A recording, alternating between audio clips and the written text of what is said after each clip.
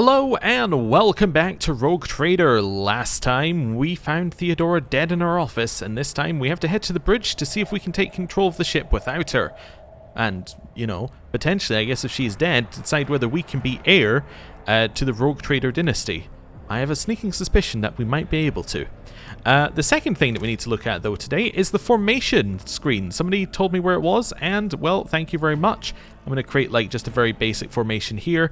It doesn't really matter too much right now what the formation is. At the start of every combat we've been in, essentially, apart from, I think, the very first one, it lets you choose the formation that you want to be in at the start of the combat anyway. So this is more just like a... It's like a pre-setup. This is kind of what your formation might be when you get into combat. So we'll just leave it like this. Why do I want everyone bunched up? Well, because when I'm wandering around the room, I want things that I discover to be on the screen, because I don't like it when we discover something that's off to the side and I'm then kind of spending half the time going, where's this? What did you discover? I just prefer it to be like this. It's purely a me issue. The second thing is, I went and had a look in the menus for whether we could remove alignment from all of the menu options, or all of the dialogue options, because I thought you could. Turns out you can't unless it's underneath this, unless it's underneath the skill test DC. I don't know if it is, I don't think it is, so I couldn't find an option about it, but I will definitely keep looking, and there may be a mod or something that allows us to remove that option in the future.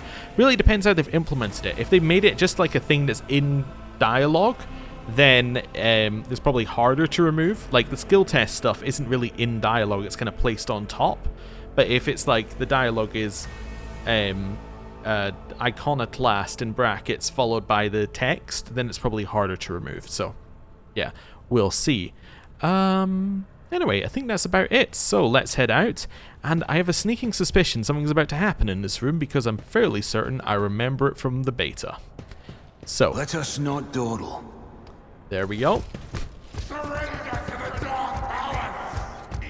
I will deliver furious retribution. Abelard, you're going to go over here.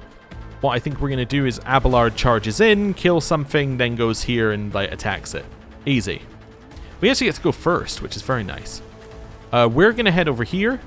Kind of close enough that we can maybe use our melee weapon, but far enough away that we're not going to use it on turn 1, or like be hit on turn 1 potentially. Argenta, I don't know, I kind of want you here, I think, and then I want Argenta here, and then I want Adira here. No, one square forward. Yeah, there we go. Something like that. Light and medium armor. We already know. That is stuff that we already know about, because we went and had a look ourselves. So, we're going to charge in here. We didn't kill him. Whoa, that wasn't part of my plan. See, I was thinking do this afterwards. I think I might still, but... took care of this one. Yeah, not ideal. Not ideal at all. Anyway, that's fine. This guy appears to have a ranged weapon, so he's going to have to try and leave anyway, which means we'll get an attack of opportunity. Right, our turn. Oh, wait. Right, our turn. Oh, I should have used Endure on him, his new ability. Okay, that's fine. Let's figure out what I want to do here. Could just go for a shot on somebody. I think I might try and take out this guy. He's got a ranged weapon. He's standing at the back. Let's try and take him out. Your end was inevitable. Nice. Then I'm going to do a shift 2 onto you. Who if not me? Which will analyze him. And then I'm going to expose weakness to remove all of his stuff. So he gets 13 times by 4% less dodge, parry, and armor. Cool. So we have exposed weakness. What else does he have on him, by the way? Can I have a look here? Yeah, there we go. Heavily damaged, I see. Its damage, hit chance, and wounds are greatly decreased. Okay. That seems good. We don't really need to do surefire plan. I think we're good here. Enemy status. You encounter enemies with various abilities and features. An icon next to an enemy's portrait indicates they're under the influence of some kind of effect. Oh, cool. Literally what I just did. Does it give us anything else, or is it... No, it's just saying it's weak, basically. Okay. So we can do a little damage here, but I think we're better off doing like one of these, because we can hit a lot of them. So let's try that. The Emperor commands, I act. Okay. Run and gun. Okay. Do the same thing again, just like kind of fire on them. I think we probably want to just go for the kill here. So that one seems like a good kill for us. Is worthless. Eradicated. Nice. Okay. So that's 2 on our counter, which is nice that it keeps it kind of up to date. Yeah, so if we did Revel and Slaughter, we would get these bonuses from it. Okay, cool. And then here, we could definitely do some nice damage. That would kill everything apart from the combat servitor. Can I do any damage specifically to it? I can do 9 to... Yeah, see, I can do 9 to 21 if I just go straight for it. I think I might want to. I don't think we're going to be able to... Yeah, I don't think we're going to be able to do a lot of damage to it otherwise. Let's maybe start with one of these, though. A little exposed weakness. Okay, then we'll hit it with one of these. A 10 to 24. Will do. Okay. Nice. So we did 16 damage. I think that's reasonable. And then... I don't think there's a lot of pot... Is this until the next turn? Yeah, so actually... Oh, it doesn't have any exposed weakness stacks anyway, so that wouldn't do anything. Let's give Abelard a little buff while he's here. Because he's likely going to be the only person who's hit. Right. Okay. Alright, we took 6 damage. Hey, we got the attack from them trying to run away, and we got hit a little bit more. Just a temporary setback. You understand what's happening in the combat log? Yeah, okay, I'll open it up. That's fine. Okay, so, Abelard. I think charging over here makes sense. It does use all your movement, though, but I think charging over here makes sense. That was cleave, not charge. That explains a lot about what it said just happened there. Okay. Hey, we're about to hit the level where we could use a momentum attack if we actually had one. Okay. Here. Let me just do have a little look at what we could do in theory. So if I wanted to hit you with one of those, that's not looking good. Yeah, let's switch to this. Let's do one of these. Taking calculated risk is in my second nature. I didn't really want to do that. Walk back to where you were. Yep, I understand what I did. I just didn't want to do it like that. So now if I do one of these, that's good. Let's do a shift I'll 1. see to it personally. Which now gives us increased damage for Surefire Plan. And now we'll shoot it for 7 to 10. Yeah, that's better. Goods. Okay. Not quite what I was planning on doing that turn, but that's fine. Yeah, it's not going to kill no matter what we do. I still think you come up here and shoot. That's the obvious move. But nice. Okay. And then we'll just do one of these, which should be a kill if we do it right. So shift 3. On it. Okay, that puts on exposed weakness. Yeah, that's then a kill. Be gone. Wonderful. That was actually fairly well thought out and done, if I say so myself. Right. That's where I want to be in combat. Thinking out what we're going to do and then just doing it. Grants the wearer 5 toughness if their intelligence is less than 35. Well, we'll definitely take that. Then we'll move all of that over there and collect it. Awesome. So we should have a ranged weapon one full now, right? Yeah, we do. Cool.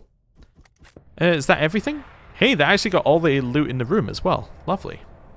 Okay.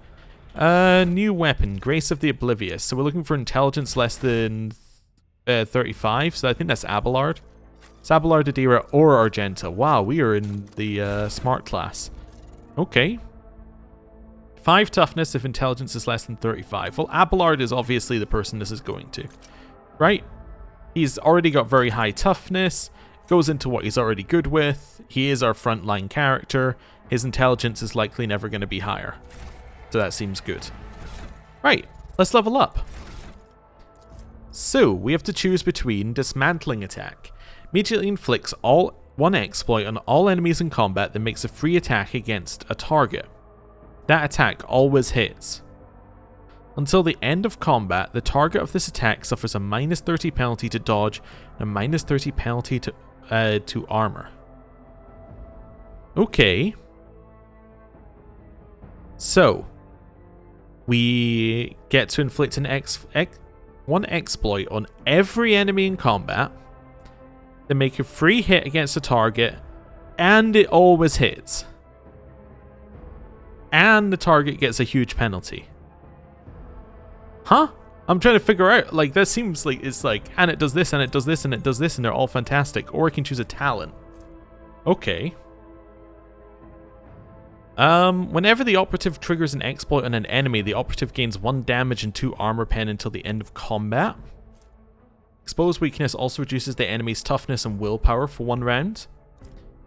Whenever the operative attacks an enemy that is at full wounds, that attack deals 10 plus perception bonus, which is 4, so 14% more damage to that enemy. Okay. Instant exposure. Exposed weakness costs 0 AP. That is nice. We don't have anything else that uses AP though. Wait a second. Is this a... Ah, wait, this is golden. This is a momentum attack, right? Or is it not? No. Okay. For a second there, I was wondering if that was our momentum attack and that's why it's so good. As in, because it's designed to be insane. The target of analyzed enemies has 2 or more exploits. That target suffers +1 additional exploit. Whenever the operative hits an enemy that is affected by both an exploit and exposed weakness, that enemy loses -3 MP and their damage is reduced by 20% on the next turn. Okay. Affected by exploit... What's an ex... Maybe I don't know what exploit is. Because I thought exposed weakness... Alright, I need to come out of this. Maybe I'm being stupid. I will lead us to fortune. Exposed weakness puts on an exploit. Yeah. The target immediately gains +3 exploits. So, what could that possibly mean when it says when an operative hits an enemy that's affected by both an exploit and exposed weakness? Because exposed weakness just applies an exploit. Does exposed weakness have its own debuff? I guess because it disappears at the end of the turn, maybe it does? Anyway. The enemy loses 3 movement points and their damage is reduced by 20% the next turn. Okay, well, whatever. Passive learning. On the first turn of combat, the operative randomly distributes the same number of exploits as when using analyze enemies among all enemies in a 10-cell radius around the operative. At the start of each of the operative's subsequent turns, they distribute half as many exploits, half the base amount among all enemies in a 2-cell radius around the operative. Wait, am I choosing, by the way, or do I just get both of these? I think I'm choosing. Yeah, I think I am definitely choosing. I might be wrong, though. Wait, if I click next here? No, I get both of these. Oh. Well, then I'm being very stupid. Okay, now I understand. Ah, okay. The operative suffers a -3 times int bonus % less damage from enemies affected by exploits. So that's going to be 12% less damage if we have exploits on them. Okay. If an enemy affected by an exploit within 5 cells of the operative attacks the operative or their ally, the enemy suffers +1 additional exploits. Okay. Can't take this one as we don't have precise attack. While the operative's perception bonus is 10 or higher, so it's 4 currently, they gain +1 AP and ignore the enemy's deflection. Well, we currently have a +4 bonus, so that's not going to work. If the operative is not moved this turn, they gain percentage bonus ballistic skill, so +4, and int bonus divided by 2 damage for every 5 cells between them and the target. That actually seems incredible for us later if we can buff our perception bonus quite a lot. The reason why I think this sounds incredible for us is it's going to turn into a... because if I want to build this into melee, right? This gives us a way to do ranged attacks, because we can be like, okay, I'm not going into melee this turn, I'm standing still, therefore my ballistic skill gets a little boost, right? I think that could be really good for us. Uncanny Sight. The operative inflicts an exploit on enemies which are out of the operative's line of sight at the start of the turn. If an operative attacks a target affected by an exploit from a distance of 15 minus perception bonus, so 11 cells or farther, that attack deals 15% extra damage. That's not going to happen. Okay. Now I'm just like, okay, now we know we get these. I'm now going, what do I actually want? Whenever the operative triggers an exploit in an enemy, we gain damage and armor pen.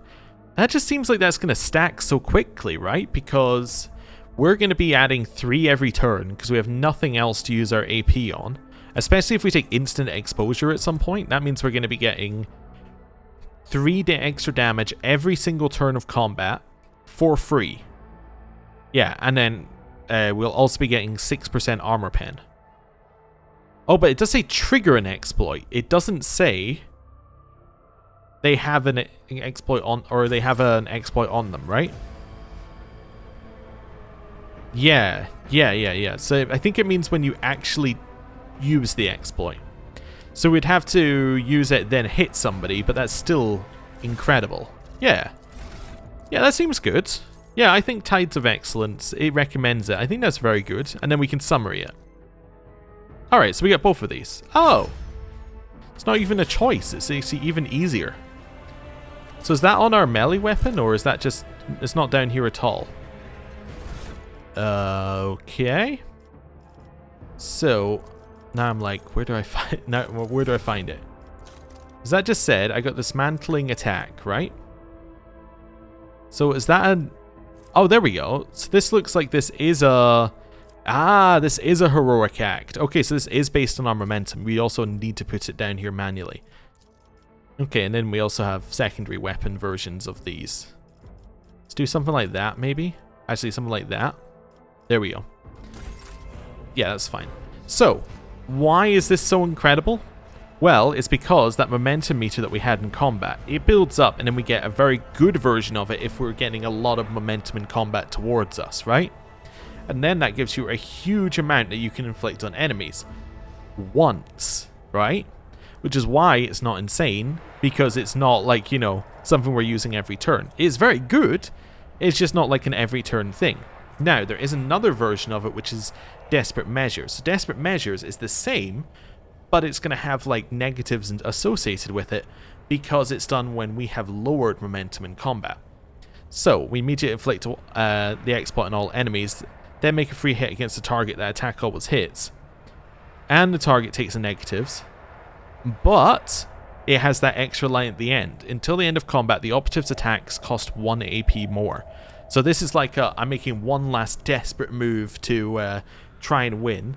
This is, I'm ahead and I'm using my advantage. And then these are just, you can do it on your secondary attack if you have one. We don't actually have a secondary attack, but I thought I'd just put them there anyway. So I'm assuming that at this level we're going to get this for everybody. So we're going to get, yeah, so we get the same kind of stuff. So we get their heroic act and a talent.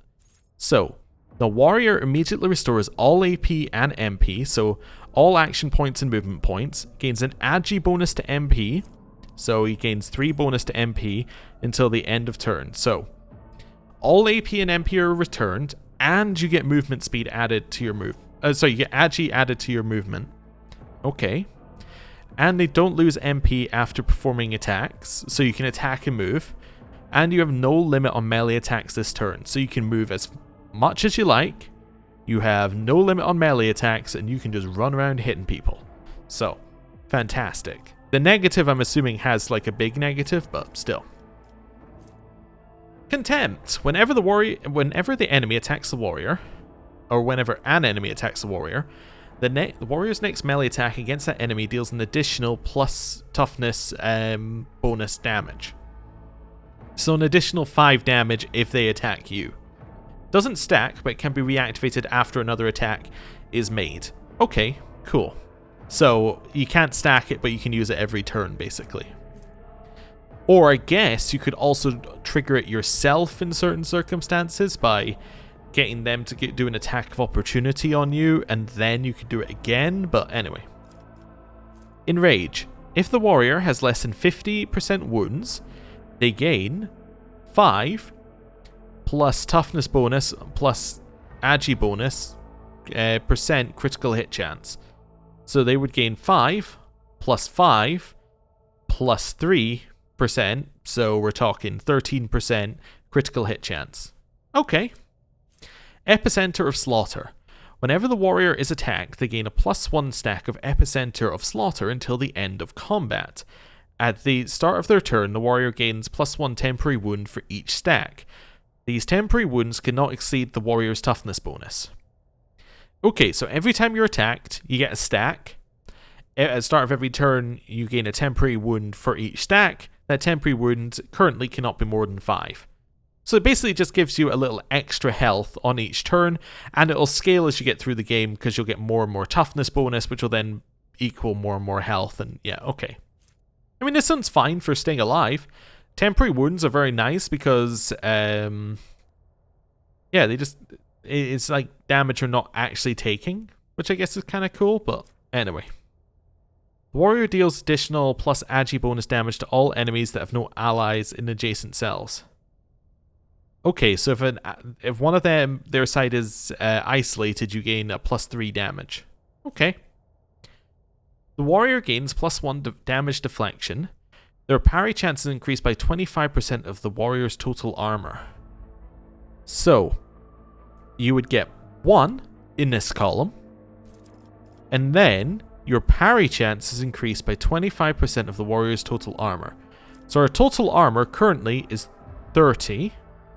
So you would get 1/4 of 30, which means that you are getting 7.5%. Is that right? It's 2.5% per 10. So yes, that would be 7.5%. Yeah, 7.5% stuff. That can't be right, because that can't be one. Yes, it is. Don't be stupid. Yep, that is right. Don't question yourself. Right, so you'll get 7.5% extra parry chance. What is our parry chance? Our parry chance is 70% currently. So that means our parry chance would be 77.5%. Okay. That's cool. And what does parry chance mean again? Yeah, so. Yeah. Oh, you need to the parry chance. This is not including an enemy's attack into you. So it's 20 plus a target's weapon skill plus parry bonuses. So is this already calculating the first? What does this actually calculate? That's what I want to know. Because it's got parry on it, but it also then includes a chance to dodge at the bottom here. We could work this out ourselves. So 20 plus the target's weapon skill. So that would be 60 plus parry bonuses, which we don't know, but I assume that could be 10% on us. Okay. Minus an attacker's weapon skill plus parry reduction. Yeah, okay. I think that would be right. So we'd have 77.5% initially, and then their stuff would lower it. Okay, that's fine. Yeah. So this would allow us to deflect the melee attack. Alright, that's fine. Yeah. So it just stops us taking damage. It's an idea. I don't know if that's what we want to go with. If there are no enemies adjacent to the warrior at the start of the turn, the warrior's damage is increased by 2 times strength bonus, so that would be 8 for 1 melee attack. Okay. I think contempt would be better than that. Damage dealt by charge is increased by toughness bonus plus strength bonus, so increases it by 8 when the ability is used from a distance of 5 or more cells. It's not used that, it probably won't be that often that happens. Enemies suffer a minus 10% penalty to their hit chance with ranged attacks, including area attacks, against the warrior for every enemy in a 1 cell radius around the warrior stacks up to 3 times. So you can take a minus 30% hit chance, which also means they have a higher chance of hitting their allies as well. Can you star these, by the way? You can. So I can say like, oh, that's really good. We'll come back to that one. Oh, I kind of like that. Yeah. Charge distance increased by 3. Okay. When the warrior takes damage, they gain 5 plus 2 times agi bonus. So that is 5 plus 6% dodge. So 11% dodge. Stacks up to 3 times resets after a successful dodge. Okay, I do like this kind of one where you get a stacking bonus that increases until it works, because they tend to be pretty good. So that'd be 11% can stack up to 33%. Yeah, okay. It stops you being hit by a lot of things in a row, generally. right? So, like, let's say that you're being hit by a burst weapon, it shoots 3 times. So you could be like, hit the first time, hit the second time, they've got a negative, you've got a high dodge chance, misses the third attack, right? I think that could be good. Disarm. When the warrior uses a single shot attack or melee attack against a target, you gain 5 plus 2 times the toughness bonus, so that is 10. So 15% armor against attacks made by that target for 1 round. Yeah, not interested. Clenched Teeth. Toughness bonus damage deflection against first attack made by every enemy this combat. Wait.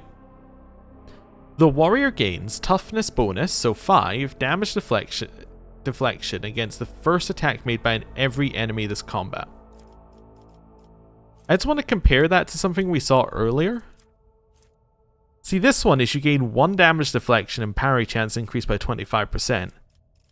But this one is like, you gain 5, so this is 5 times as much damage deflection. It's only against the first attack, but still, they would need to attack you 5 times to get the same damage deflection bonus, right? Effectively, right? Because this reduces damage by 1. So they would need to attack you 5 times to get the same bonus. But that does say this combat. Wait a second, that says this combat. I'm just thinking turn.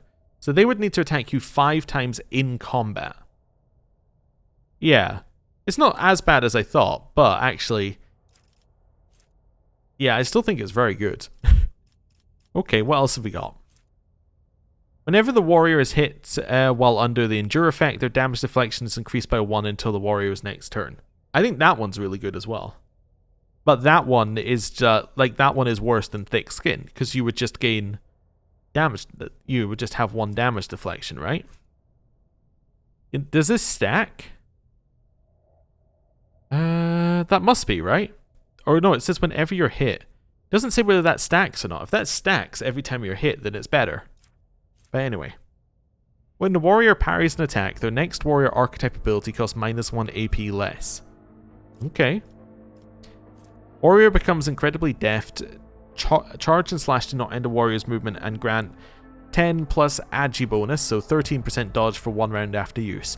It seems like there are 2 types of warriors you can build, one that's built off of toughness and one that's built off of agility, and we have one that's built off of toughness. Area attacks deal 1 plus strength bonus divided by 2 damage for each enemy in the area of effect. Not interesting for us because our only area of attack is not very high area. That makes sense. Attacks of opportunity deal -10 plus 3 times by the weapon skill bonus, so 22% less damage to the warrior. Okay, so if you're trying to run away, again, this one seems like the kind of thing for someone who's got high agility. You run in there, hit them, run away. If the warrior is not attacked this turn, they gain a bonus. Okay. Charge and slash do not affect this bonus, though. Charge and push increase the damage of ranged attacks made against the affected enemies by 5 plus the weapon skill bonus, so 9% until the end of combat. See, some of them say do not stack, some of them say do stack. This one doesn't say either, which is just interesting. I think Clenched Teeth is actually very, very good right now, because enemies are not attacking that often in combat. I don't know how useful it would be in a longer fight, that's the thing.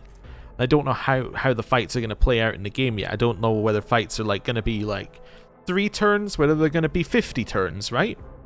That greatly changes whether the per combat things are good or not.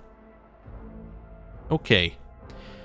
I think we want to go with one of the defensive ones. I just need to choose how we do it. I think Epicenter of Slaughter is actually really good. I think that one's really good.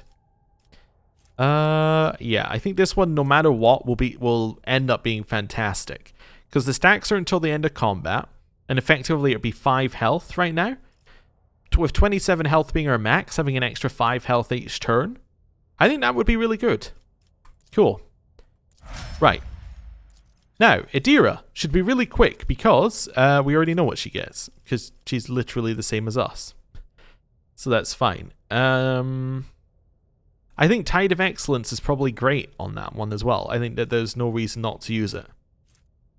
I'm just seeing if we have anything else that seems like we would need to use it.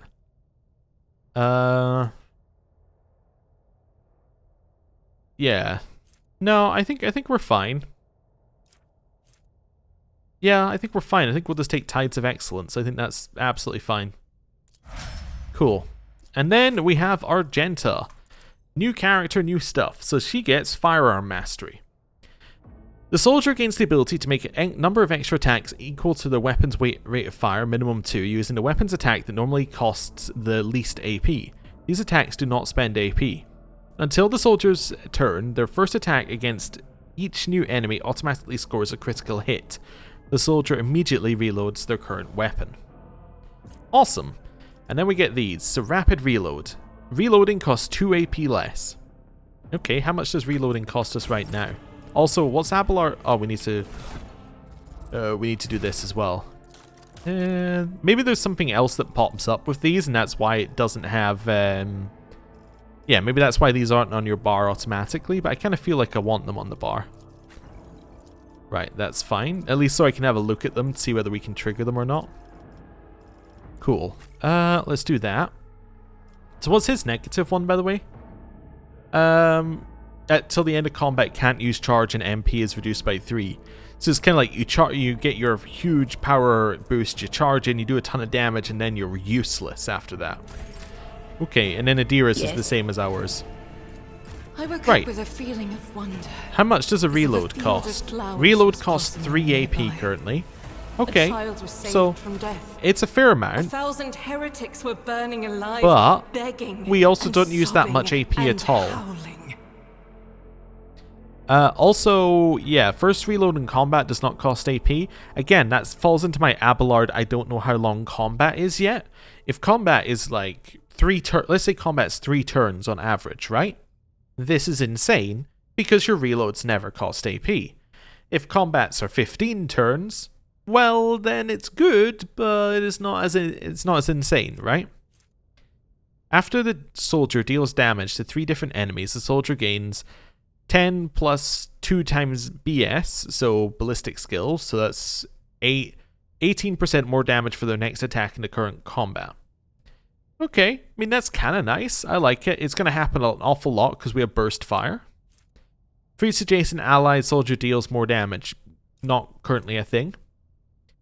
The soldier gains 3 plus agi bonus % critical hit chance, just as a base. So we get 8% base critical hit. Can I see what my crit is right now? No. No, I cannot. Is it in weapons? Does each weapon have its own crit? I'm just seeing here. So I can't see where crit is, or where it would be. So we gain 8% crit, which is an increase of, I don't know, to that. Alright, what else does it do?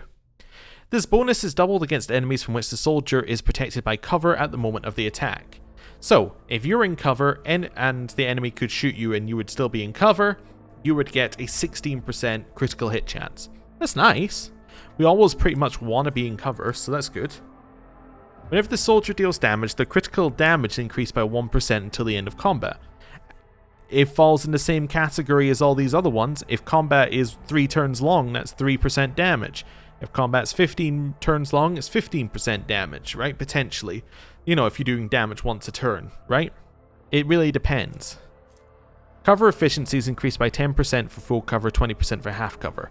So half cover would be 55% and full cover would be 70%. That's not bad. That's really good. Healing an ally with a Medikit in combat restores additional wounds equal to Medikit divided by 10. So our Medikit is 35, so 3. Medikits cost 1 AP less. Nope. Enemies damaged by the soldier's area attacks suffer 1 plus ballistic skill divided by 2. So 2, 3 damage from the next attack that hits them. Alright. Doesn't say it has to be the soldier that does it though. Well, at full wounds, the soldier has plus 10 ballistic skill and plus 2 movement. Okay. Cool. It'd be really good if you could combine that with some temporary wounds. So you have the temporary wounds on top, keeps you at your full wounds, like your actual wounds, and then that would be really good. Also, does area attack include burst? I'd assume so. I'd assume so. Maybe I'm wrong, but I'd assume so. Yeah, so all of them gain additional armor penetration, so that would be 17% armor penetration and ignore 2 deflection. Alright. When used against enemies within a 3-cell radius around the soldier. Whenever the soldier successfully dodges or uses cover against an enemy attack, they gain a guaranteed critical hit against that enemy. Also incredible. That's the kind of thing that you would take with exploit surroundings. So maybe I'll just take maybe I'll just ping a couple of these just to be like, you know, think about it for future me. The first hit of each burst attack deals additional damage equal to the weapon's current rate of fire. Alright, what's our weapon's rate of fire? 4 and 6. So the first hit of each burst attack would be increased by 4 for a bolter, 6 for auto pistol. Okay, cool. I am going to take the unpredictable one. That sounds really good. I think even if I don't know how much it's increased by, 16% crit sounds very useful. That sounds like that's the kind of thing that'll trigger a lot. Especially if we use burst fire, because then you're shooting 3 attacks a turn. Each of those 3 attacks could crit on a 16%. Not going to do the maths out loud, but you know, that sounds like a lot.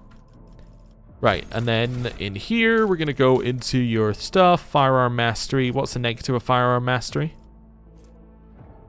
Soldier's AP is increased or reduced by 1. Okay, cool. That's fine. Right. Quick save. Lots and lots and lots of level ups, but good to do. Right. Always keep your eye on the prize. Now we're going to the bridge. Okay. I'm also very happy I didn't rush to the bridge in the previous episode like I considered in my head. Because I was like, if I rushed to the bridge, that level up would have been so much... I would have learned so much less in terms of what we needed to do in the level up. Because I would have been just like, nope, moving on, going to the bridge. Okay. We'll collect those. So what's this? Lore warp. I'll learn from this mistake. We failed our lore warp chest. No. The nauseating vision grimaces and grins as if mocking the suffering of mortals. Okay, well, we failed it. I'm not that worried about it. Edelthrad? Hello. Is there money to be made? The first sacrifice opens the eye. The second sacrifice draws its gaze.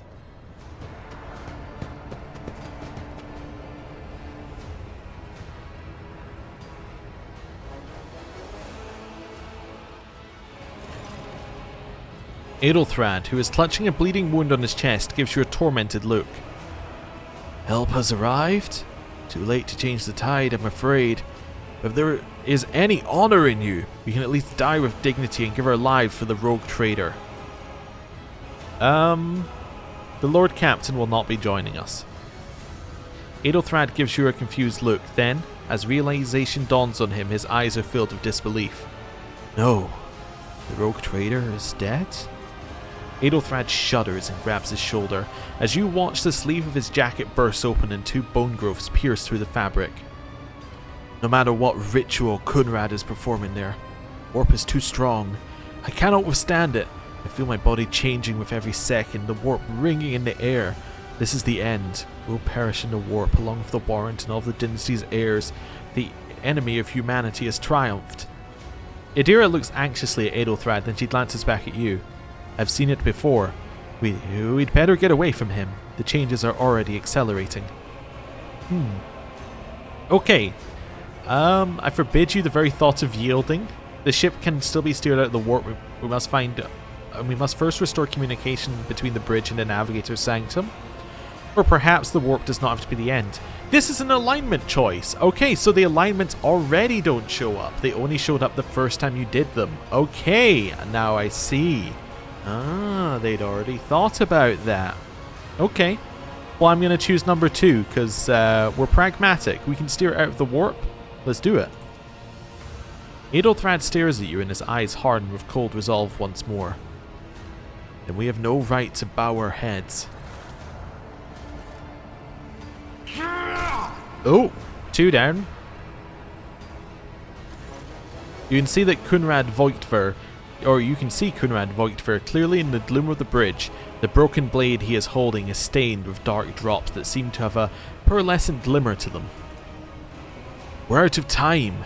Aethelthrad bites his knuckles, desperately thinking. You see a wave ripple across the whites of Aethelthrad's eyes, and they begin to turn a sickly yellow. Okay. Well, we got three options. Draw our weapon, speak to Aethelthrad, or ready our weapons. If we were to die this day, die with honor. Well, I'm trying to think what our character would do. I think we're going to confront him. Voigtver, you duplicitous cur. The rogue trader's death will be avenged. What? Theodora is dead? Voigtver stares at you in seemingly genuine bewilderment. No, that cannot be. Not now. I still haven't. Aethelthrad lowers his head. Then he sighs and locks eyes with you, his gaze cold, haughty, and fanatical. The ritual will not be completed. I'll take care of it. And you? See to it that the void ship breaks free from the warp. Watch over our realm and farewell. Aethelthrad, don't! Your ritual won't be finished, heretic!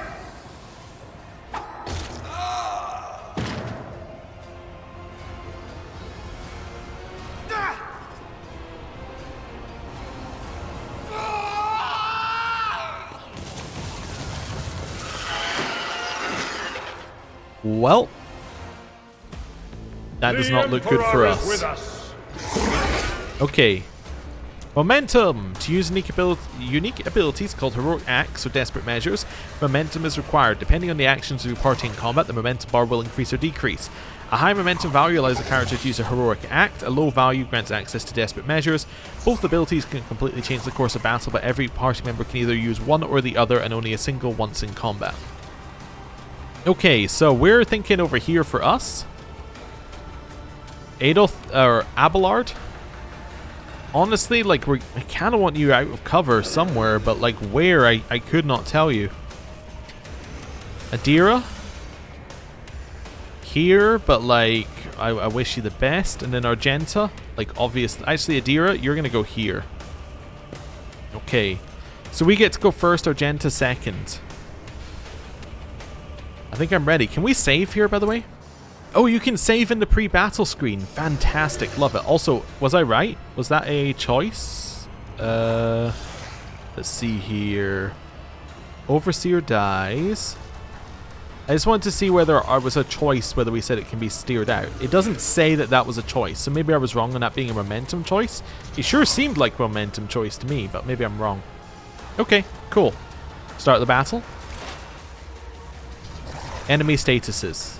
Yes, I already know this. You just literally told me this. Okay. That's fine. So they have exploit already on them from us. Okay, cool. Wait, how did you get an exploit on it from us? Am I forgetting a mechanic? I don't know, maybe. We start with full momentum, which is kind of cool. Let's think about what we want to do here. I'm going to think of how we want to do this. Is that it? That's all you've got? You've just got a lot of wounds? You got barely any armor?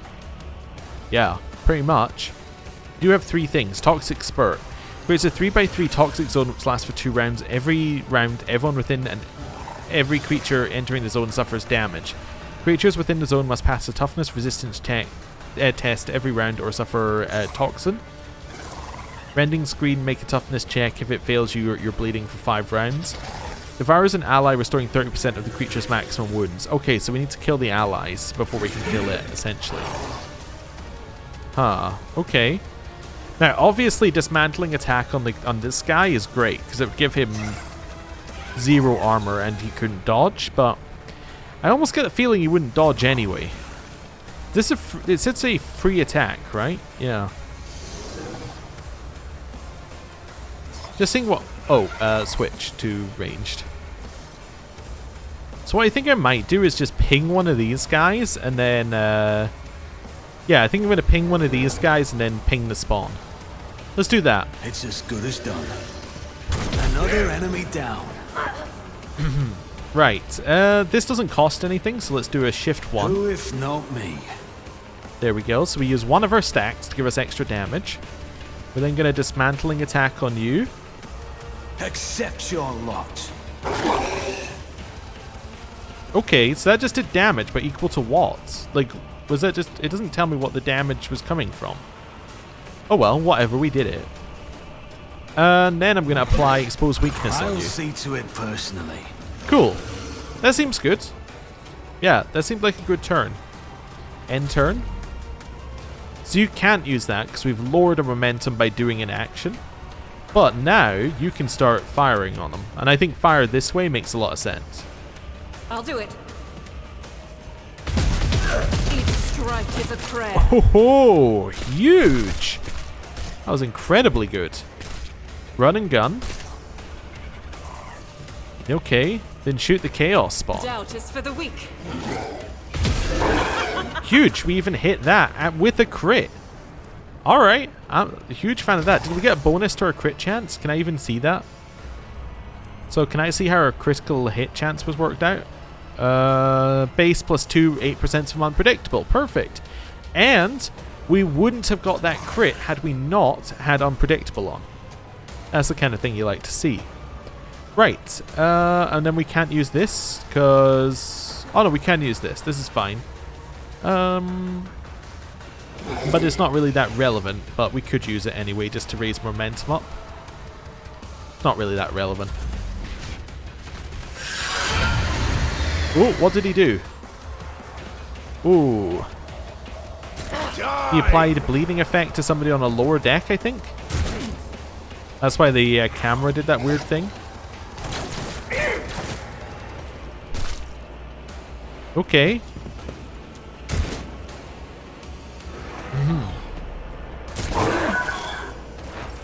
Right, gives me a second to actually see what it did. So, Chaos Spawn. Use this on Deck Enforcer. Toughness group resistance test required. Oh, it did that on everybody. Oh, and then bleeding against group. So, we have bleeding effect, Abelard, Argenta, and the Deck Enforcer. Okay. Cool, there's a lot of Veil Degradation. We can do a single hit here, maybe?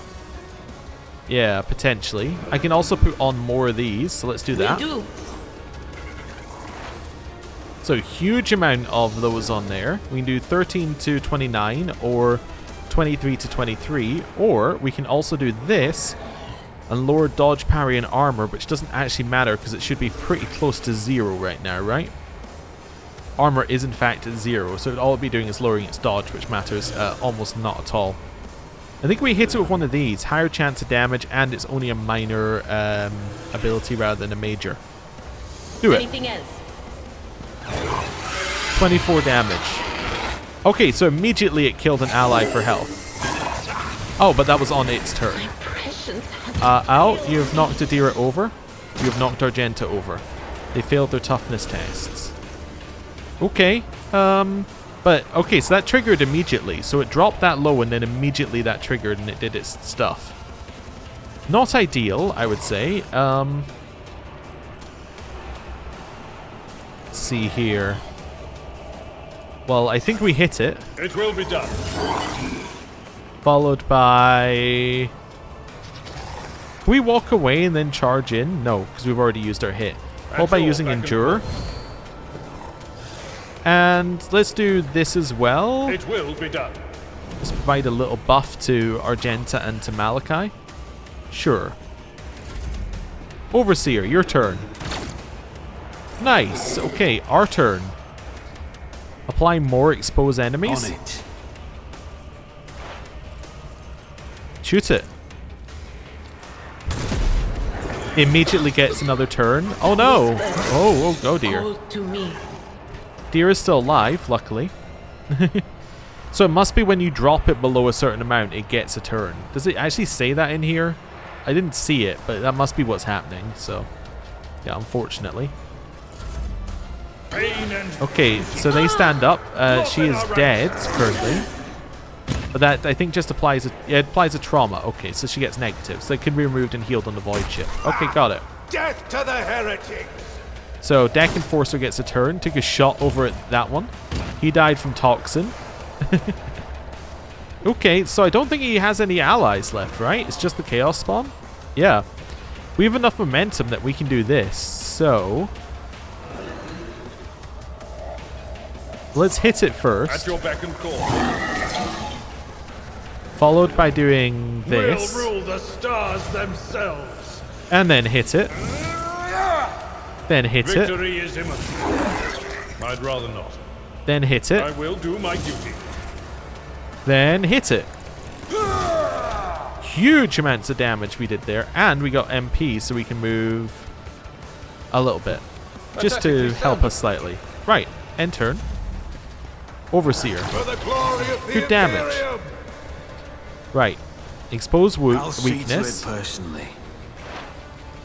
Shift 1, which will give us a bonus damage.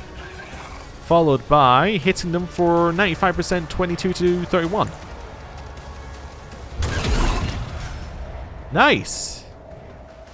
Okay, we did it. Okay. I mean, Adir is a little hurt, but, you know, we did it. Okay, before we move on, let's level up.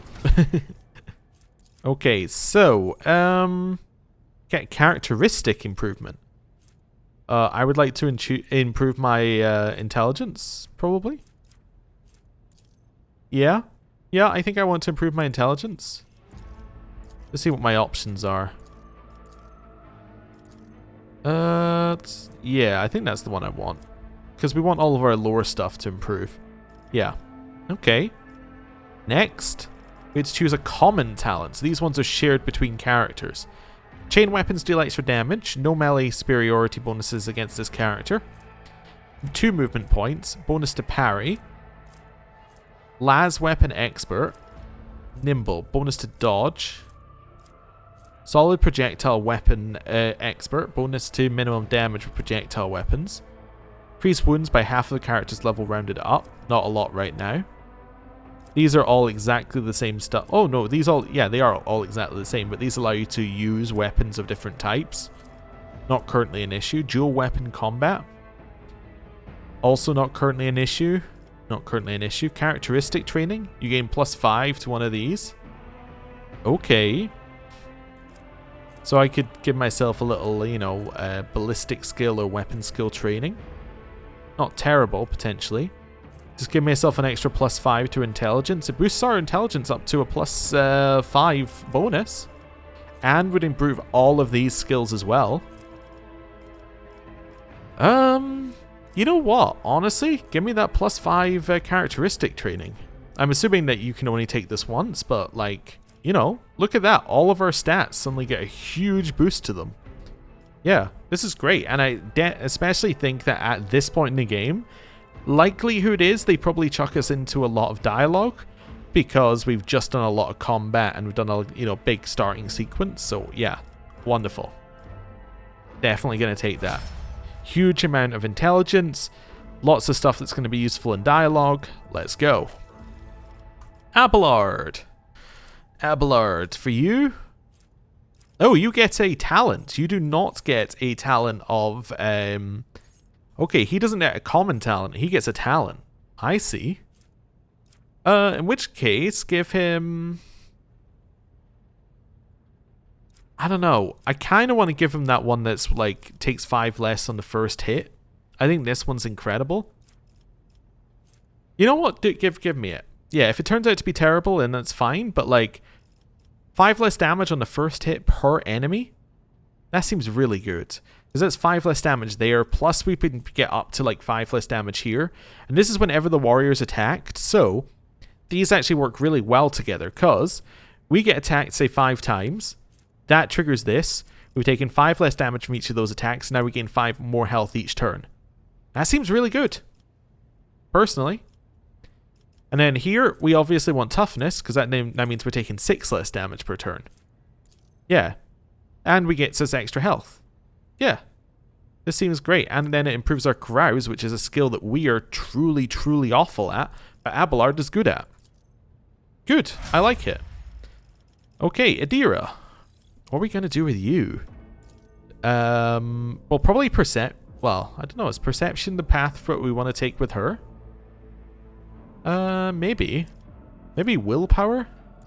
It's her ability to withstand the horrors of the warp. Increases chances of resisting negative mental effects and psychic powers. Maybe we boost her willpower with the assumption that we're going to go that direction with her, and that's going to separate these two characters. Yeah, let's do that. Her intelligence, what is it? Oh, it's currently lowered by 15 due to head trauma. Okay, that's fine. Thinking what I want to do with her. We could do the same thing where we just boost something like just boost her willpower again. I would then give her a 20 willpower. Wait. Why is that? I'm just trying to see here. So that doesn't seem to be increasing her willpower by giving her willpower training. Characteristic bonus, human's finest. No, I don't think this is stacking. I think that's the issue. Yeah, because he already has a bonus from humanity's finest, which is a characteristic bonus, but look at that. She doesn't have one in fellowship, but she gets an actual bonus from it. That doesn't stack. Oh, okay then. Well, I'm not going to give her it then, am I? See, nimble, it seems pretty good. Bonus to dodge seems like the kind of thing that would be, like, surprisingly useful. Ability to move as well is kind of useful. Maybe we'll just give her nimble. Keep her alive. Okay. Cool. Willpower is now 50 anyway, which is kind of cool. Yeah, due to archetypes advancement. Yeah, okay. So that seems good. And then, Argenta. Characteristic. Well, I mean, I'm thinking agility, personally. Or ballistic skill. Actually, a ballistic skill would give you an extra +1. Let's go for the +1 right now. And then you get a talent, not a generic talent. Okay, so what was I thinking? I was thinking like trace the trajectory plus exploit surroundings. Yeah, take exploit surroundings. We've already got one thing that encourages cover. Let's do that again. And then maybe we take trace the trajectory for the next one. Give us that guaranteed critical hit. Yeah, cool. Wonderful.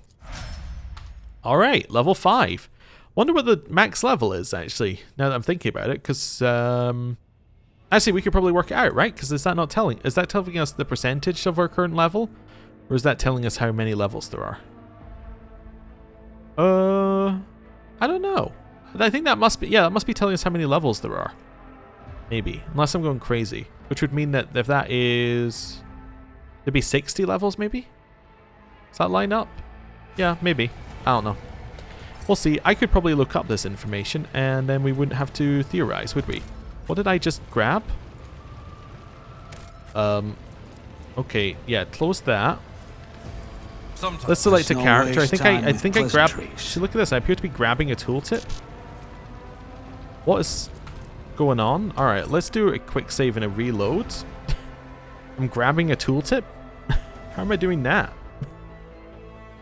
What I was trying to do there was rotate the camera, which you can do with the middle mouse button.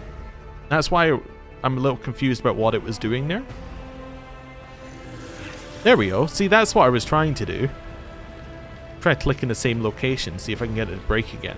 No, anyway. So I can probably look up what happened there, but anyway, that's fine. We don't need to do that. Right, let's head over this way. Backup plan. Okay, grab the goods.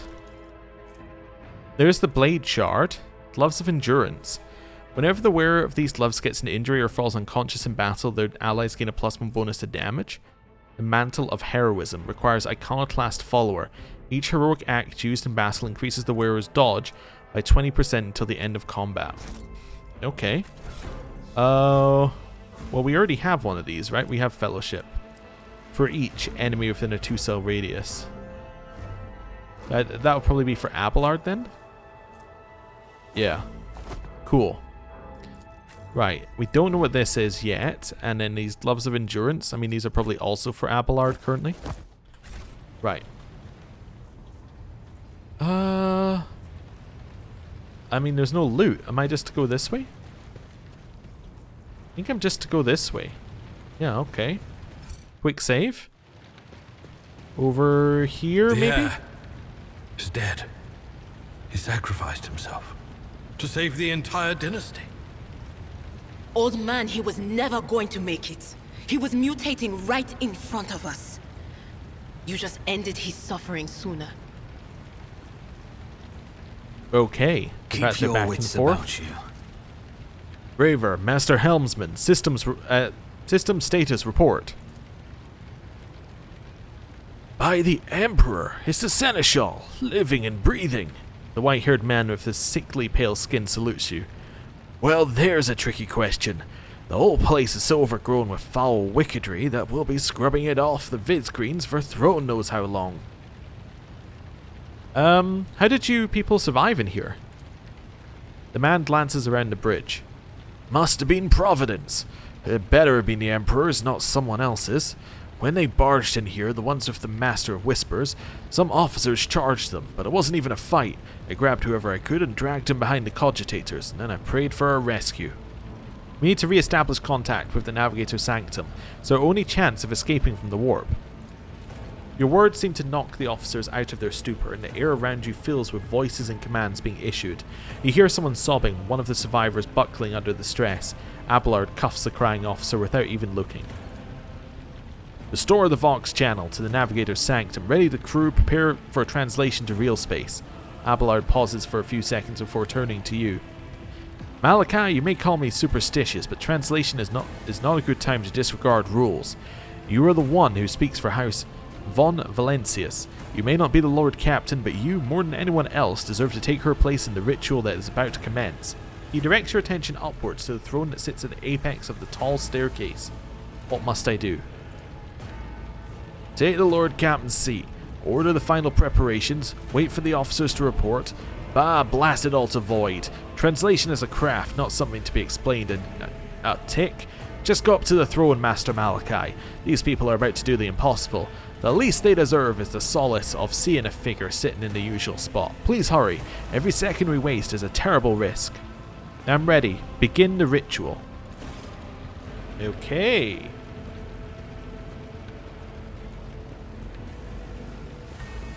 So, up to the throne we go. And we take our place as, well, I guess it's the rogue trader. The image before you is hazy, swaying in sorcerous currents invisible to mortal eyes, as if whatever is beneath is thin shell. This thin shell is constantly changing while still remaining the same. It's taking on the guise of Theodora, but the false rogue trader's eyes reveal the entity's true surreal nature. One of Theodora's eyes is engulfed in otherworldly fire, the other, a vessel of ancient evil, bores into you. A voice seeps directly into your brain without ever reaching your ears, and his voice booms with all the horrors of the warp. Who are you to oppose destiny itself for the sake of lives that are not your own? So many threads stretch between you and other creatures of your world, pitiful, worthless links ready to shatter at the slightest touch. A muddled, erratic, pointless tangle. It resonates and merges with the voices that have already dug their foul roots into your consciousness. A moment later and you realize that all these voices are the myriad manifestations of the same call that's finally invaded your mind. You're to blame for Theodora's death. The vision lets out a cawing laugh. Ah, I am the beginning and the end, and all that courses in between. I am the voice of the truth that is destined to triumph, for this triumph is the terminal point of every twisted maze of fate. Your head begins to spin and vicious drops slither down your cheeks. You blink and you are no longer looking at Theodora. It is the traitor Voidfur, as fluid and as ephemeral as the previous apparition. The same terrifying voice seethes from his lips. The aspirant vowed to return for trophy, a relic that could serve the edge of daybreak. That fate was assured and the steps chosen, and yet you broke the unbreakable when you took the aspirant's place. I see you, on the day when the final dawn rises over the Iron World. I see you by my side on that day, the day of my resurrection. The image is scattered by invisible sorcerous winds, and you see Adira, her eyes aglow with the same sinister flame. Your image is woven into the tapestry of things to come. I am the will of the Weaver of Destinies, and today I will weave a new thread of elusive possibilities and fickle chances. The thread that will lead you out of the maw of irreversibility. The thread that will help you find the keys to salvation. The thread that will guide you, and the weapon of our return, to me. A cavalcade of hazy glimpses of a future yet unknown pass before your eyes. A flash of crimson. Purple? The images replace one another in a violent kaleidoscope without ever letting you get a proper look at them. Through the rippling mirage you see the twisted image of Abelard, the loyal seneschal of the dynasty. The path is set, child of the dawn. The thread is woven. Follow it, servant of mine. Well, that's not good. Having a direct conversation with a force of chaos. Raver turns around and looks up at you. He hesitates for a few moments and addresses Abelard, who is standing next to you. Seneschal, the navigator's sanctum is silent. The Vox signal is stable, which means... Abelard nods absent-mindedly. The navigator gave his life battling the storm that nearly claimed the Valencia's flagship. We will honor his memory, along with that of all who died this day. Raver does not look away. He gives you a hard stare, his white brows furrowed. Seneschal, will you tell us now? Who is that? Where's the Lord Captain? As First Officer, it is my duty to inform you with the greatest regret and indelible sorrow that Lord Captain Theodora von Valancius is dead. May her memory never fade from the annals of the dynasty. By right of blood succession, and with the absence of other kin who could challenge this decision, Oh, I'm not going to refuse. it is hereby declared that the successor to Theodora von Valancius is her heir, the rightful inheritor of the warrant of trade, and the title of Rogue Trader. The official ascension ceremony will be held at a later time. In the interim... have you lost your tongues? Hail your lord. It is because of his toils that we all still live. The deed is done, Master. My apologies. I meant to say Lord Captain. The Seneschal turns to you. He looks at least half a decade older. Oh?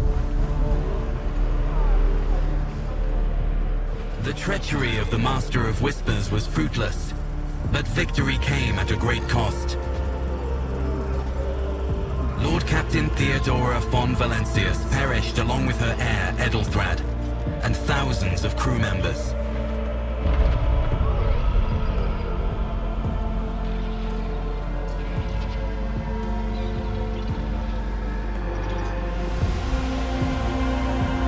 Yet hope remained, for the second in line to the Rogue Trader dynasty survived, and through the strength of his resolve, saved those who were counting on him for protection.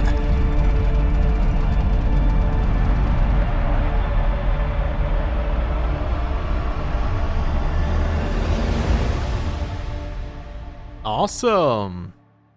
So. Oh. I was thinking it was giving us something about her specifically. No, it's just giving us a loading screen. It just didn't load the loading screen quickly enough. So, this is as far as I got. At the end of the conversation that happens at the end of this is as far as I played in the beta. This is also effectively... He's not speaking good.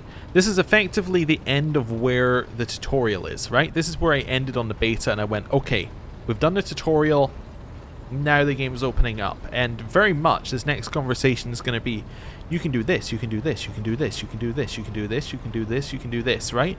It's like a million quests given to you all at once of things that you can do, people you need to know, names you need to know. But effectively, this is them saying, tutorial's done, game's opened up, you can do what you like. I would describe this for other games like this is your Mass Effect, you've left Eden Prime. This is your KOTOR, you've left the Endar Spire, right? This is, you are now out in the game and you can choose where to go, from what I'm aware. It's still a little bit streamlined, but it's not going to be the same as it was up until this point, at least as far as I am aware. But again, I haven't actually played it, so I don't know, but I'm excited to find out. Also, we did see a bug there, right, with the subtitles only showing the first of the 4 lines. That's the only bug we've seen so far, which for an Owlcat game, very good, I would say, right? Not game breaking, not major. It's, you know, I think that we're so far, you know, knock on wood, it's looking pretty good. Anyway, deep shadows of weariness can be seen on Abelard's face. Though the old officer's eyes are keen, they rake you over from head to toe. He frowns, mutters something, then nods to himself. Well then, your lordship. You cannot help but notice that the seneschal does not know how to talk to you or where to begin. His hesitations bring an involuntary smirk to your face, as though someone else entirely is gloating off the old officer's confusion. Seeing your smile, Abelard pulls himself together. I don't like entirely that we have you know, what we think is a force of chaos controlling some of our actions. That's a little weird. You must now hold your first officer's briefing in your new role as Lord Commander. For many of those who are about to join us on the bridge, this will also be their first briefing. We sustained massive losses among the senior and middle-ranking officers. Some posts have had to be filled by the deputy, while others go unfilled entirely. Now the deck clans are deciding who will take over the leaderless crews. How did we come to lose so many officers? It appears the heretics were deliberately targeting the vessel's command. They knew exactly who they were looking for and where they could be found, which is unsurprising given that their informant on board was our own Master of Whispers.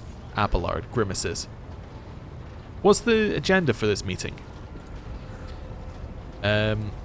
Reports on the condition of the ship and crew. The Lord Captain is not usually drawn away from her important affairs to attend such routine briefings, but this is a unique situation. I'm still receiving updates from across the ship, and they are not encouraging. Getting this bird to fly could take a gargantuan effort, even so far as you personally negotiating with the authorities of the system we are currently in. So prepare to hear a bevy of complaints and excuses, your lordship. Take this opportunity to get a good look at the officers who work 6 decks away from the bridge, and they in turn will have the honour of beholding the visage of their Lord Captain. Have you succeeded in tracking down Voidship? Abelard grits his teeth. No, Lord Captain. In all the commotion, his trail went cold. Our people are still on the hunt for him and any mutineers who may still be skulking in the ship's many corridors. But frankly, I would not be surprised to hear that we are now 1 shuttle short. I'm afraid it'll be some time before he answers for all he has wrought. I want to be the rogue trader.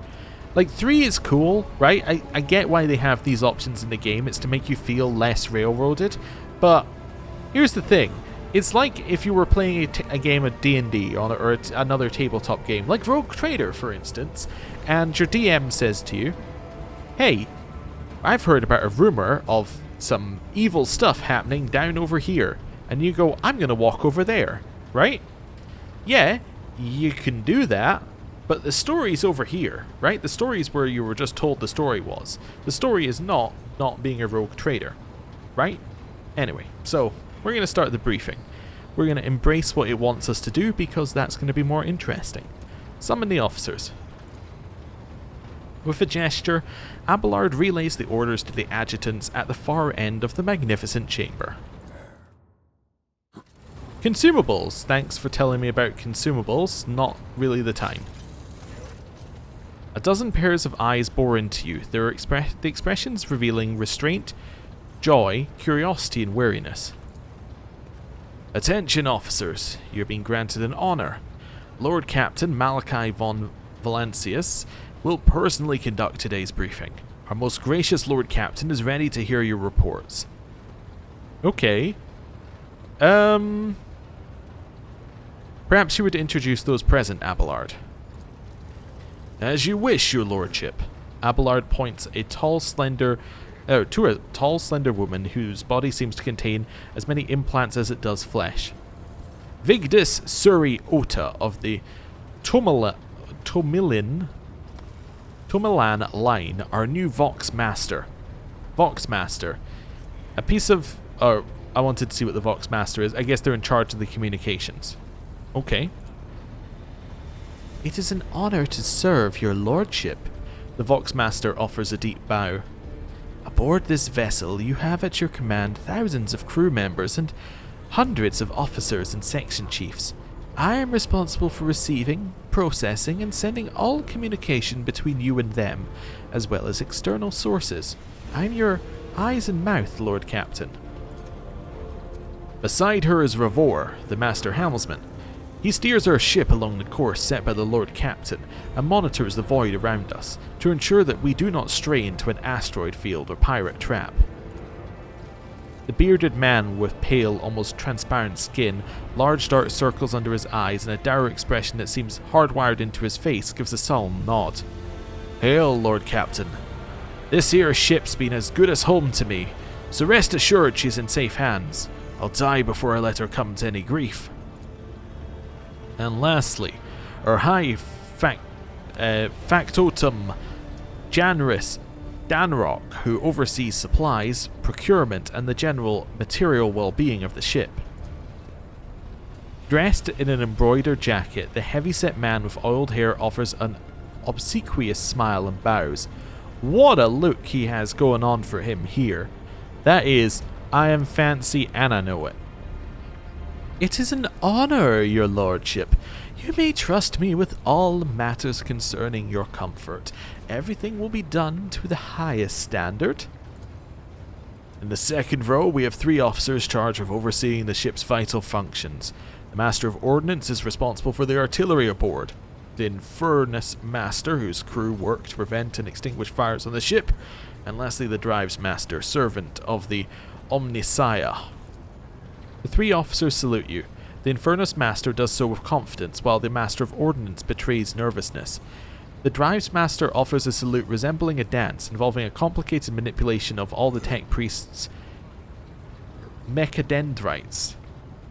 Tentacle-like robotic limb prosthetic surgically attached to the spine. Is that everyone? Unfortunately, our choir master, the esteemed Zachary Weiss, head of the Astropath section, is unable to join us. He is in charge of communications with distant star systems.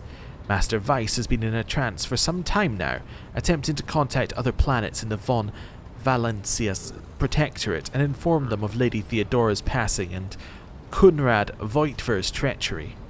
I will deliver a report to your lordship on the Astropath's progress as soon as it is possible to do so.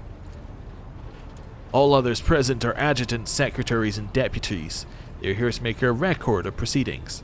Alright, let's start from the top and work our way down. I wish to hear the Infernus Master's report. Yes, Lord Captain. The tall young man bows his head in deference. I can report that all fires across all decks have now been extinguished. The preliminary damage assessment, in terms of material losses and crew casualties, has been completed.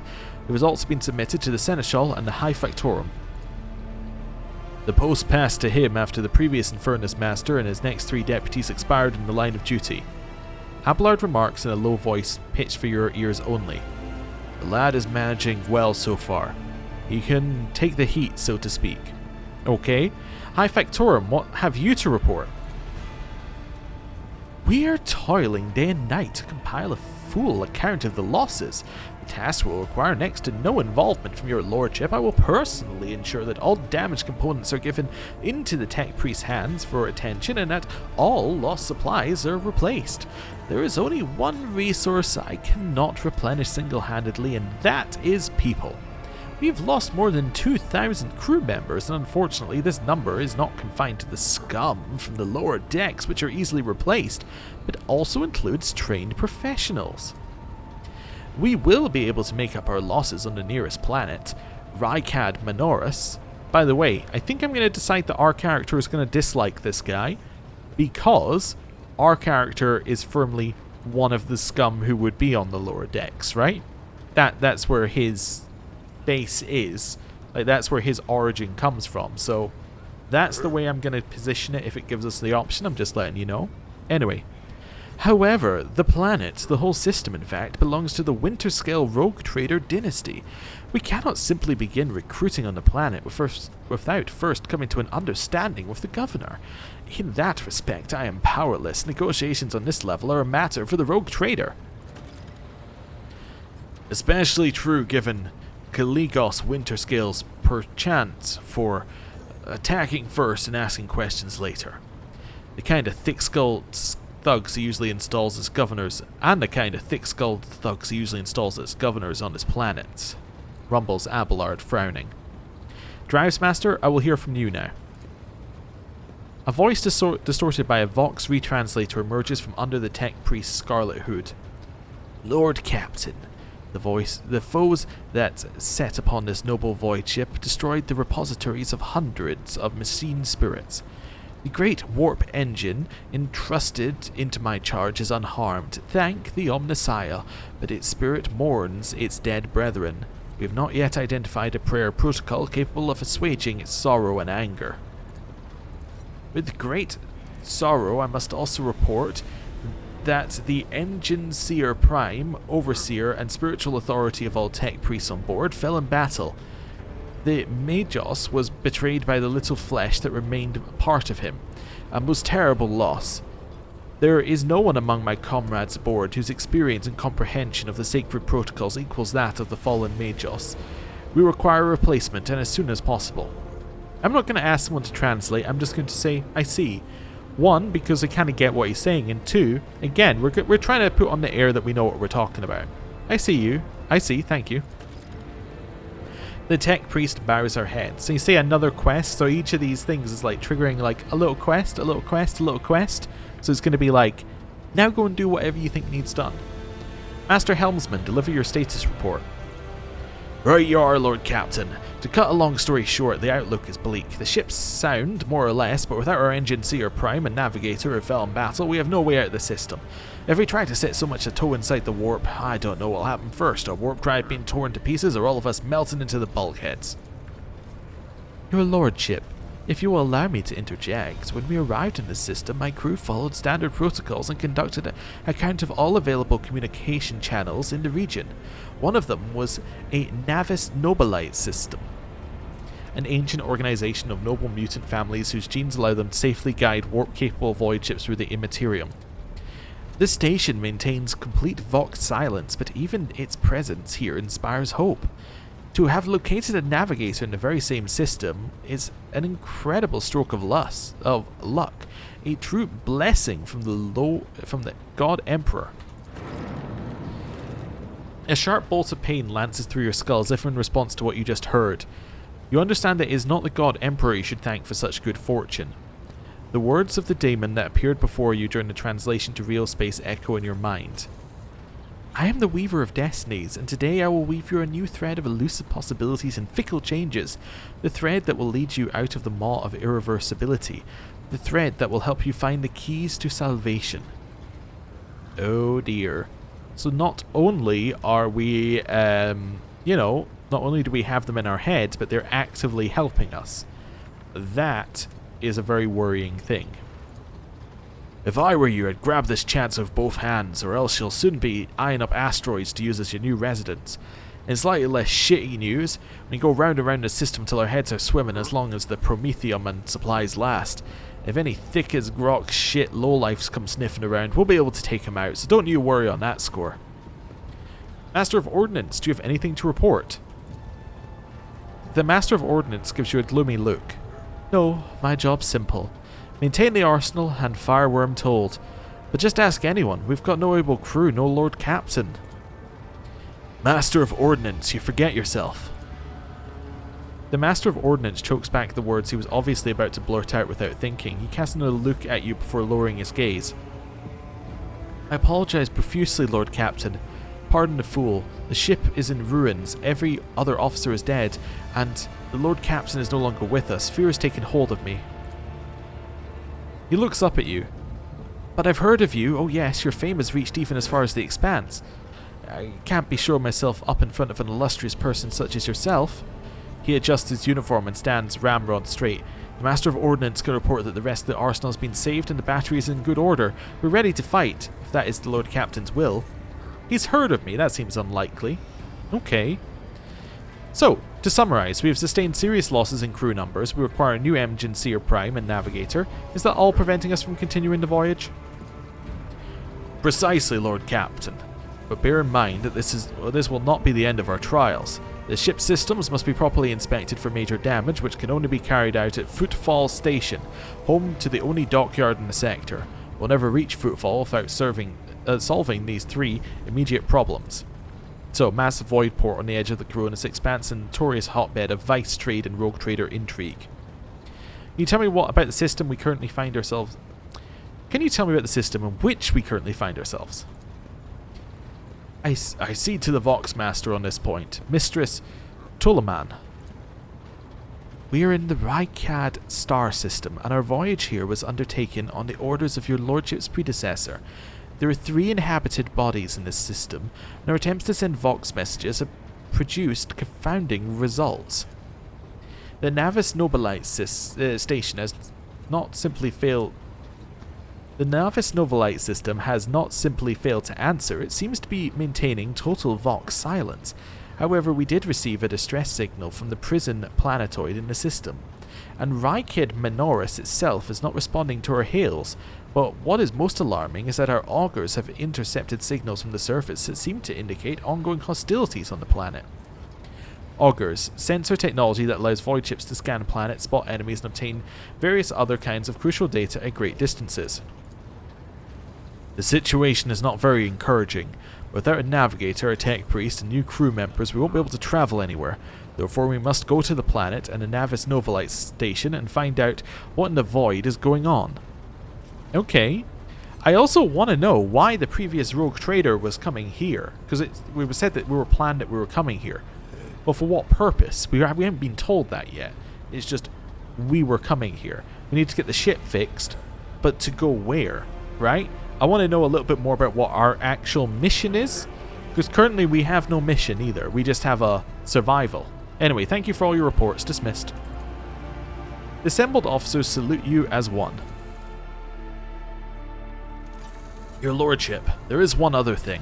A confidential matter of utmost importance. Lady Theodora, Abelard hesitates. Your eternally esteemed predecessor brought the ship here to this system for a reason. Oh, I was literally just saying that. She was given a secret commission. You're perhaps wondering who has the authority to commission a rogue trader to do anything. I should tell you, the Lord Inquisitor, Hand of the Emperor, and Chief Architect of his will in the Koronus Expanse. Okay. Let's see. I came across a strange handwritten letter on Theodora's desk. It was signed XC.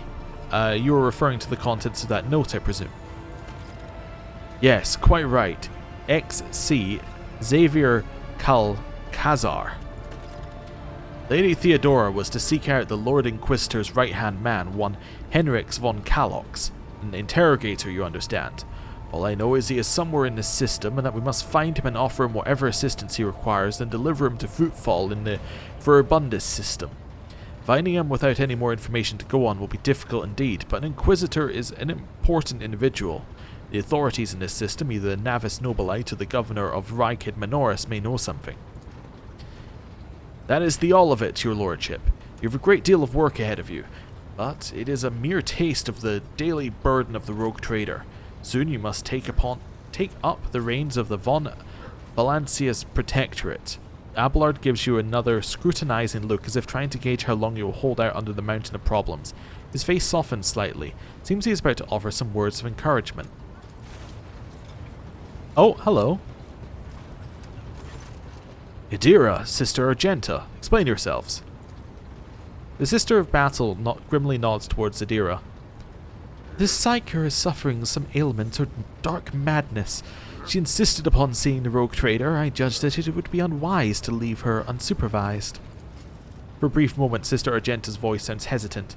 I was also hoping to approach you with a personal request, but it can wait. Speak with me when you have time, rogue trader. Idira's glazed eyes rove over those assembled. One word bursts from her lips. Daybreak. Adira, come to your senses. Damn it! Adira presses her fingers to her temples in desperation. Your lordship, here's the thing. I was trying to see the immediate future and it hit me so hard, my head is still spinning. Something very strange is heading our way, and I can't make out what it is, no matter how hard I try. Every single word a single word is all I can make out. Daybreak, or maybe it's dawn, is ringing and ringing and ringing like an echo, like a bell.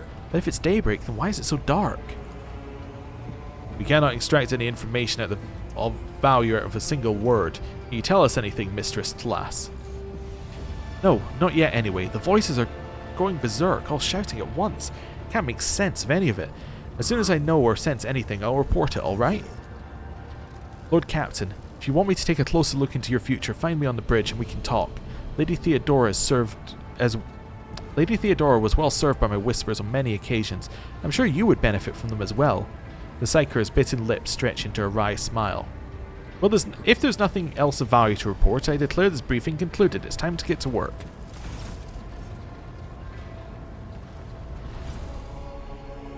Okay.